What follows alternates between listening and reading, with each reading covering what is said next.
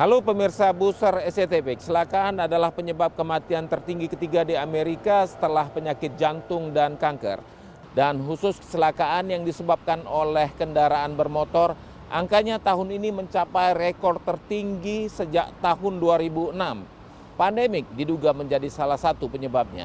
And we are following a suspect, a high-speed chase on the North Freeway just past Shepherd.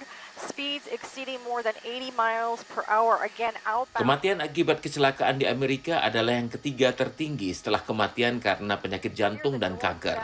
Data ini disebut oleh otoritas kesehatan Amerika.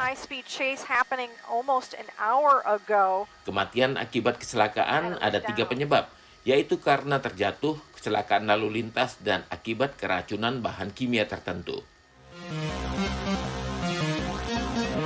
Khusus untuk kecelakaan di jalan raya, biasanya disebabkan karena memacu kendaraan melebihi ketentuan maksimal kecepatan di jalan raya, juga karena berkendara dalam keadaan pengaruh alkohol dan narkotika. Beberapa kejadian tak jarang terpantau oleh kamera polisi saat kendaraan melebihi batas kecepatan, dan polisi berupaya menghentikan kendaraan sebelum menyebabkan kecelakaan yang membahayakan pengemudi dan warga lain.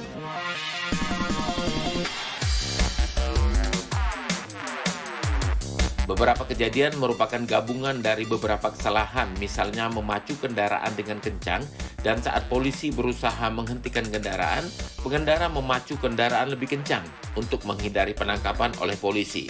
Biasanya ini terjadi apabila pengendara terlibat dengan tindak kriminal atau memiliki catatan kriminal buruk sebelumnya, terutama terkait dengan narkotika.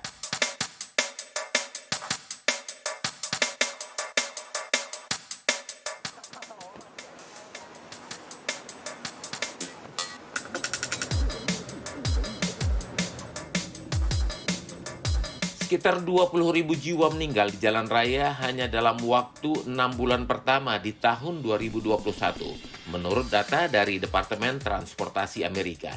Angka ini adalah rekor tertinggi bila dilihat dari 6 bulan pertama. Salah satu penyebab kecelakaan adalah memacu kendaraan dengan kecepatan tinggi. A lot of states are reporting excessive speeding. I don't mean 10, 20 miles an hour over the speed limit. I'm talking triple-digit speeds, 120, 130 miles an hour. Low enough where they maybe could contemplate. Oh, right into the back of the semi. He slammed right into the back of the semi truck into the center divider, lost control of the so we vehicle. really need to get speeding under control. Impaired driving is another big issue that claims about 10,000 lives every year. Pengamat menganggap pandemik juga berperan terkait kematian di jalan raya. Hal ini terjadi karena jalanan relatif lebih sepi dan pola berkendara yang tidak aman, seperti menggunakan telepon selama berkendara. We were really relying on technology. And so communication was not done face-to-face. It was done over the phone with our friends and our family. It was done via texting. So I think some of this has translated to the vehicle setting, where individuals are driving around and they get a text and they feel they have to respond right away. Alasan lain, tingginya kecelakaan di jalan raya karena semakin sedikit polisi di jalan raya yang bertugas, baik itu dikarenakan pandemik maupun karena banyaknya protes atas beberapa tindakan brutal polisi sebelumnya. Kehadiran polisi di jalan raya sebenarnya bisa mempengaruhi perilaku pengendara di jalan.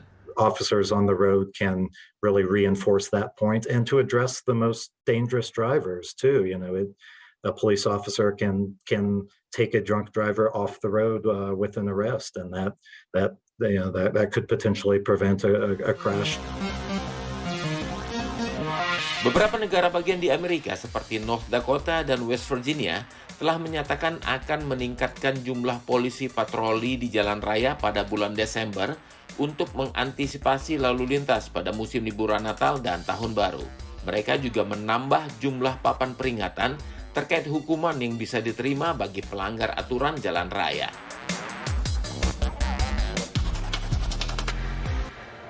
Hati-hati dan patuhi rambu-rambu lalu lintas. Demikian edisi Buser kali ini, saya Alam Murhanan mengucapkan tetap waspada, kejahatan ada di sekitar Anda.